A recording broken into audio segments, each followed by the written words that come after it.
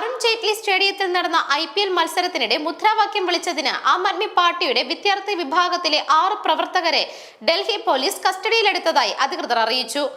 ഡൽഹി ക്യാപിറ്റൽസും രാജസ്ഥാൻ റോയൽസും തമ്മിലുള്ള മത്സരത്തിനിടെയാണ് ജയിൽ കാ ജവാബ് ഗോഡ്സെ എന്നെഴുതിയ ടീഷർട്ടുകൾ ധരിച്ച വിദ്യാർത്ഥികൾ മുദ്രാവാക്യം വിളിച്ചത്.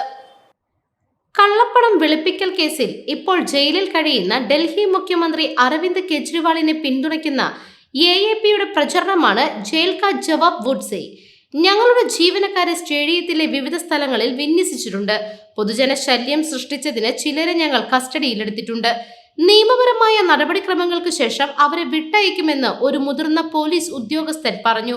എല്ലാ കാണികളെയും കളി ആസ്വദിക്കുവാനും സ്റ്റേഡിയത്തിൽ ഇത്തരം പ്രവർത്തനങ്ങളിൽ ഏർപ്പെടാതിരിക്കാനും ഞങ്ങൾ പ്രോത്സാഹിപ്പിക്കുന്നുവെന്നും അദ്ദേഹം പറഞ്ഞു.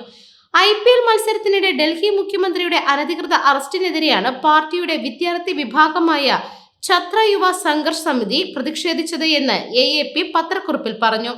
ഈ പ്രതിഷേധത്തിനിടെ വിദ്യാർത്ഥികൾ ജയിൽ കാ ജവാബ് ഗോഡ്സെ എന്ന് എഴുതിയ ടീഷർട്ട് ധരിച്ചിരുന്നു. വിദ്യാർത്ഥികൾ BJP സർക്കാരിനെതിരെ മുദ്രാവാക്യം വിളിച്ചുവെന്നും പ്രസ്താവനയിൽ പറയുന്നുണ്ട്. AAP തങ്ങളുടെ ഔദ്യോഗിക അക്കൗണ്ടായ Xൽ മുദ്രാവാക്യം വിളിക്കുന്നതിന്റെ വീഡിയോയും പങ്കുവച്ചിട്ടുണ്ട്.